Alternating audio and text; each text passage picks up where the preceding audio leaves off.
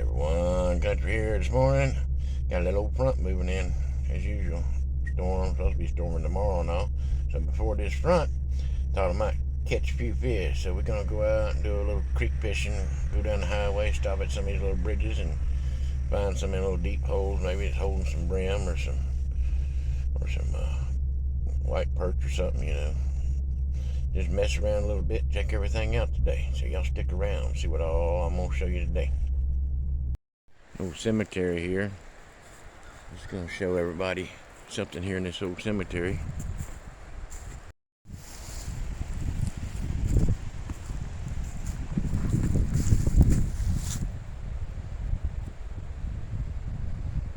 What's the name on here?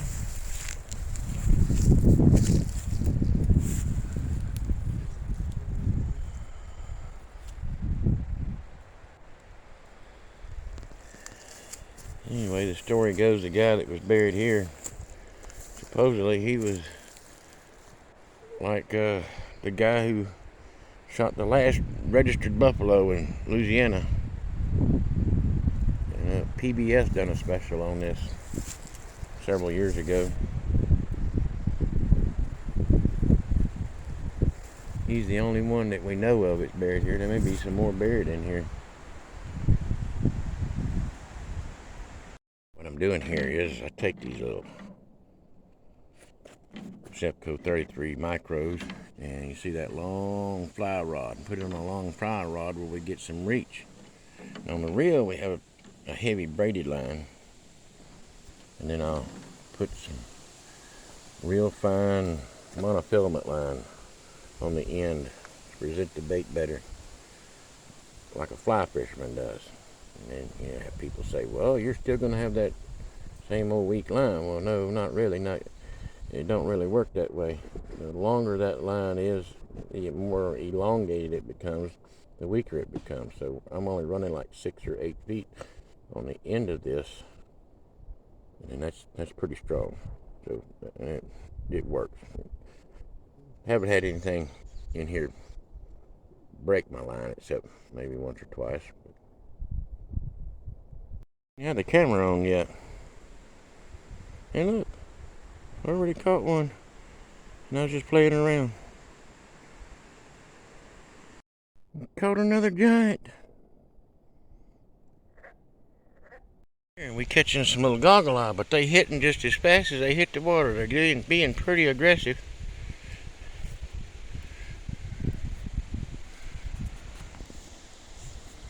Getting pretty aggressive on us. Didn't have time to shoot no video. They started hitting on us so good. Alright, that's what you catch in these holes sometimes. Look at that. Pretty good sized black bass. So he'll be a keeper to eat. And a little brim will be bait for the trout lines.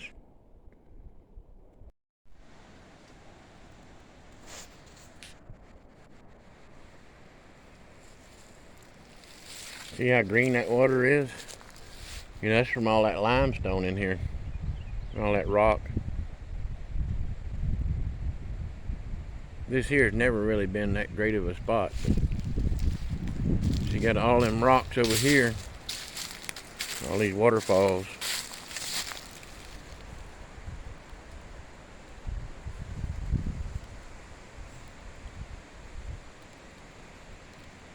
It's like right in there somebody tried to make a weir.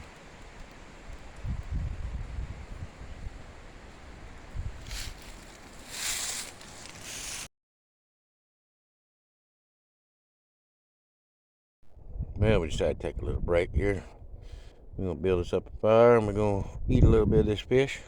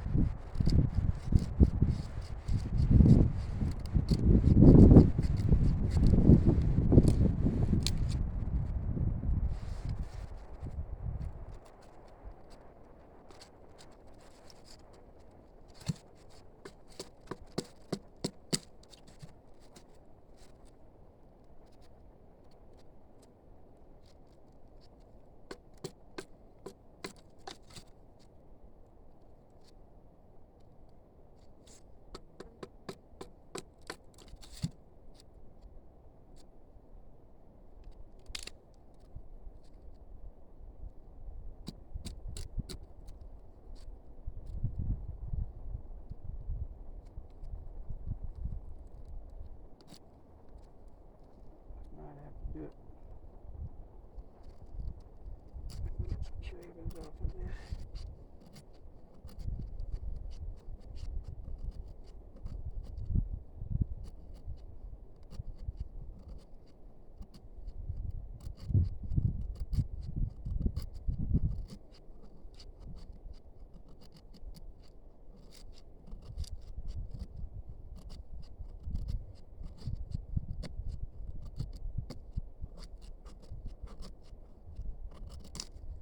Enough to get something going.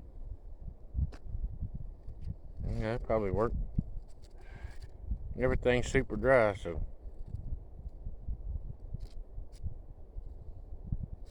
little bit more wood prep.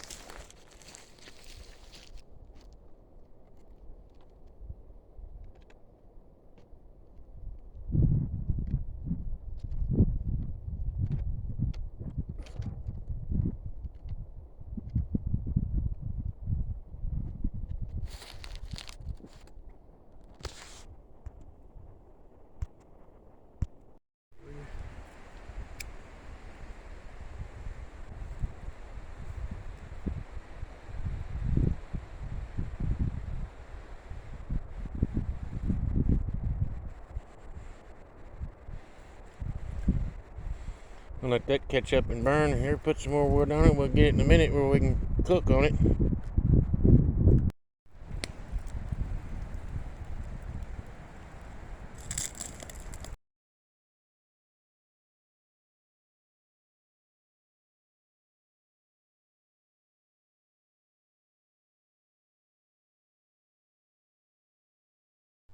Alright, got that fish going on there.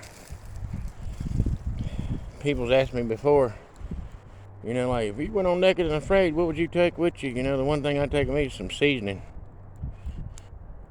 Sure need seasoning on stuff like this. Make it taste much better. That's alright, it's gonna be good anyway.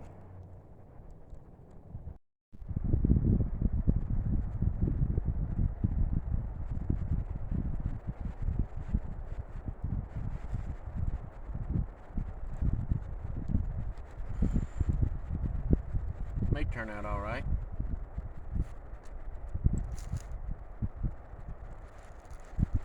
Crop that somehow. Probably where it don't turn and fall in the fire.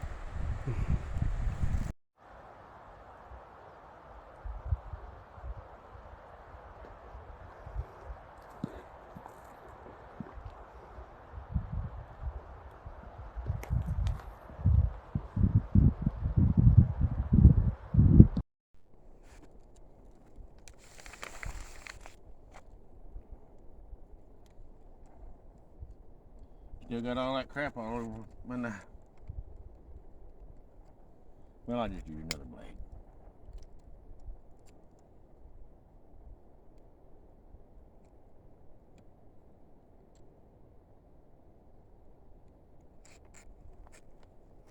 Sure is hot.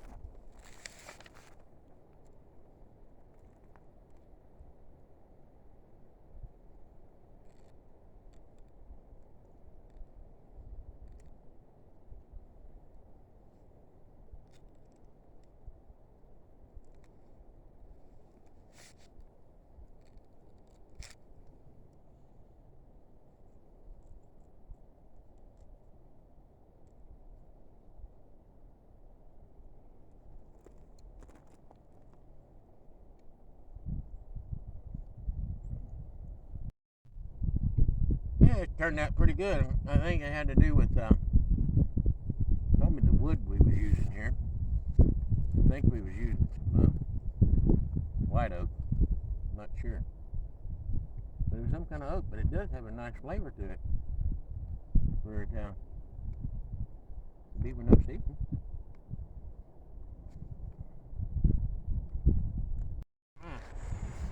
That's pretty good. It'll do in a pinch when you ain't got nothing else to eat.